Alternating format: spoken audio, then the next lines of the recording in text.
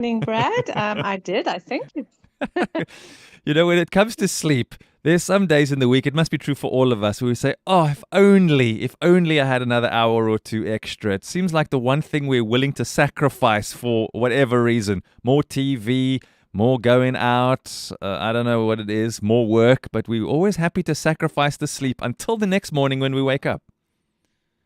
that is very true. I think that's probably where we stretch ourselves the most, and we compromise most on, and then it has a knock-on effect into the next day. And as you say, trying to get up the next day is a lot more difficult if you haven't had enough sleep. Yeah, morning Brad and evening Brad don't always get on very well.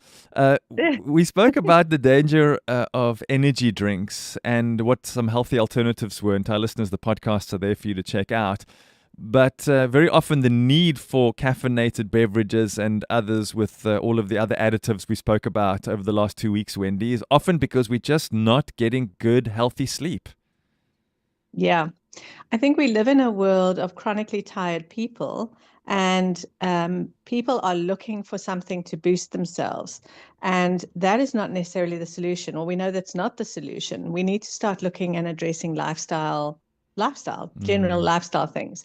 And if we aren't sleeping, I would say that is probably one of the most fundamental things that we need to look at if we don't have enough energy. And Wendy, sleep isn't just about I'm resting and now I'm waking up and I'm rested. I mean, this covers every part of our well being, getting a good night's sleep.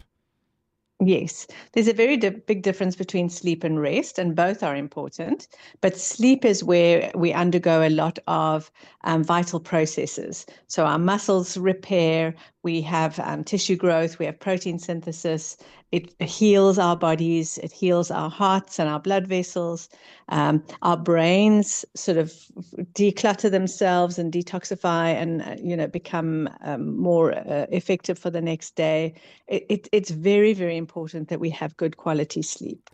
We'll chat more about it in detail, but what are some of the health concerns that we might experience which can be directly linked to whether or not we've had proper sleep? And not just one night, but when we regularly sleep poorly.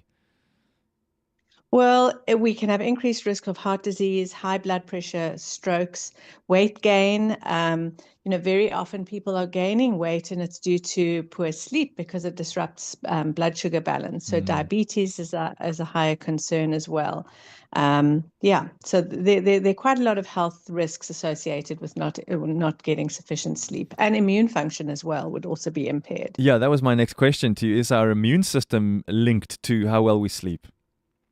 Yes, because when we sleep enough, our bodies are able to fight off the infections and are able to recover more quickly from good or from these illnesses. Mm. And if we have good quality sleep, we can have a stronger immune system. We spoke not too long ago about hormones and hormonal imbalances. Is sleep in some way connected to our hormonal balance in our bodies? Yes, so it is going to influence several of our hormones, but it can especially be disruptive if we're not having enough sleep in the area of appetite and appetite regulation, weight gain. As I said earlier, we can overeat. It affects our insulin sensitivity and obviously increases our risk for type 2 diabetes. Hmm. Sometimes, if we don't sleep enough, we can be a little bit cranky. But I'm thinking then, if we're not sleeping well repeatedly, could that have an effect on our mental health? Yes, it's very important for our cognitive function, for our emotional stability, as well as our mental clarity and focus. Hmm. And if we aren't getting enough good quality sleep, then our cognition, our concentration, our productivity, performance, all of that is affected. And as I said, sleep plays a role in the memory consolidation. So, when our brains are detoxifying and getting rid of all the tangles and the things there that are not supposed to be there. If that doesn't happen, it does affect our ability to consolidate memories. Hmm. So short-term memories are generally affected, and that's where things like dementia and Alzheimer's come in. Oh. Because and poor sleep can be, and I'm not saying that's the only thing that affects that, but poor sleep can definitely contribute to those kind of symptoms. Having a bad night's rest for whatever reason, that happens to all of us, but there's some people who just really sleep deprived, mostly because we just make poor choices and we'd rather do something else than sleep for whatever reason. is that going to, I mean, I can be irritable if I didn't sleep well, but long term, I mean, what kind of effects that going to have on stress in our lives? Yeah, so the sleep is important to regulate our mood and our emotional responses. And if we're not having enough good sleep, we can have increased irritability. It definitely increases stress. It reduces our ability to cope with stressful situations. And we have a high likelihood of developing mental health issues like depression and anxiety. Hmm. And this is when it's long term. If it's the odd night here and there, it's fine. But when we're doing this consistently, remember we spoke about stress hormones and we spoke about that cortisol production. Yeah. All of those stress hormones get disrupted if we're not having good quality sleep. And so that puts your body more into that fight or flight mode. Hmm. I'm listening to you speaking here, and I'm thinking if this isn't already, and we're just starting to scratch the surface here as we're going to be doing this over the next few weeks, we should be prioritizing our sleep. I mean, we're talking here from hormones and brain function and being able to think. I mean, these are things that we need to do, never mind driving your car, but to be able to be effective in the classroom, Wendy, or at work. I mean, if we're depriving ourselves of this, we're doing ourselves a massive injustice by not prioritizing sleep. Yeah, we are. If we, I think people don't necessarily realize the consequences or the long-term consequences of not having enough sleep. Mm, We might wake up in the morning and think, oh, I wish I'd gone to bed a bit earlier.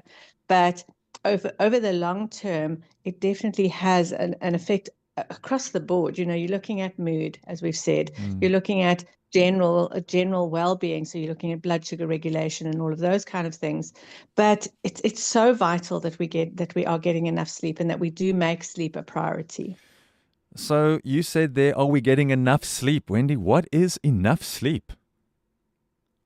Well, enough sleep varies from person to person. And so if you're looking at the average person probably needs around 7 hours of sleep a night. Mm, Some people feel like they can get away with six, others feel like they need 8 or 9. I think we should know our bodies. We should know how do we wake up naturally? mm, What is the best time for us? Because we all go on holiday, we all have weekends, we all have times off. mm. So what time do you wake up if the alarm clock doesn't go off? And if you do that consistently, you should know what your body needs, how much sleep your body needs. But I would say a minimum of 7 hours would be good. That would be really good sleep if you could get 7 hours. Yeah, we haven't even brought children into this. I know mostly listening now would be adults, but I mean, we're the ones managing our kids and our grandkids. We need to get our kids sleeping because they end up sitting up playing video games or watching TV or doing what they're doing, and we almost treat them like we treat ourselves as adults. Do we need to give them special treatment and make sure they get more sleep than we are? Children need a lot more sleep than adults do, because they're still growing. And if they aren't sleeping enough, then their growth hormones are not regulated well. And they are also going to have disrupted cognitive function. So Mm, it's vitally important for their growth hormone, for their muscle mass, for cell repair, and for obviously their brain function too. mm. Just as we wrap up for this week, we touched on hormones and stress hormones and whatever. Can you just run through that list for us again? Maybe something specific around those hormones, and particularly we spoke about appetite. I mean, that's an important one for us. We don't realize that that's actually regulated while we're sleeping, as you've said. Exactly, yes. And so the hormones that are most affected by lack of sleep is your cortisol, which is your stress hormone. Mm, And that is one of the hormones that puts you into that fight or flight response. And then we have ghrelin and leptin, which regulate our appetites.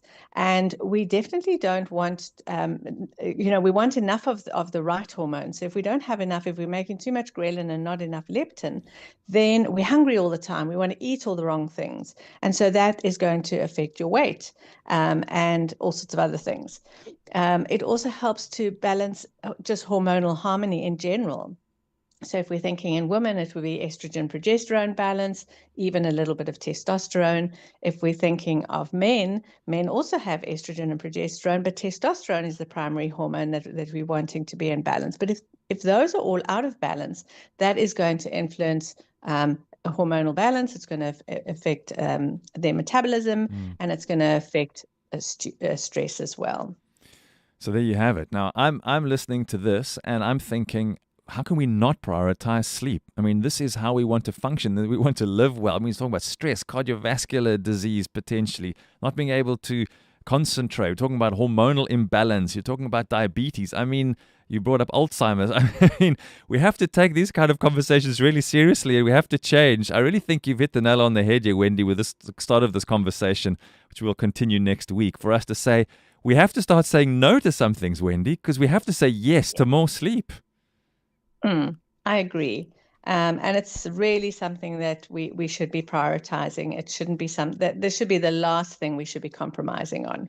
Yeah, I heard a conversation with one of the streaming platform providers, and they wrote an article, and somebody said to them in an interview, who is your biggest competition? Because there's so many other streaming platforms out there. Who's your greatest competition? And the boss of this one streaming platform said, our only competition is people's sleep. That's what we're trying. That's what he said. That's our only competition, is people's need to sleep. That's why the credits just start and then the next episode is ready to play. Crazy. What are we going to do to take responsibility for our sleep health?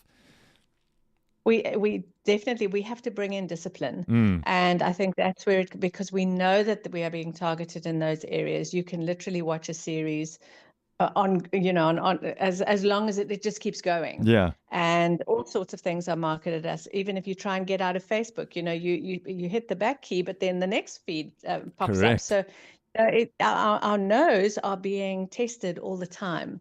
And so we definitely need to build in a little bit more discipline. That's the voice of Dr. Wendy Christien, health coach and wellness practitioner at Integrated Health Solution. We'll do this again next week. Wendy, take care. Stay warm and dry. Until next week. Thanks, Brad. You too. Bye-bye. Ek is Branko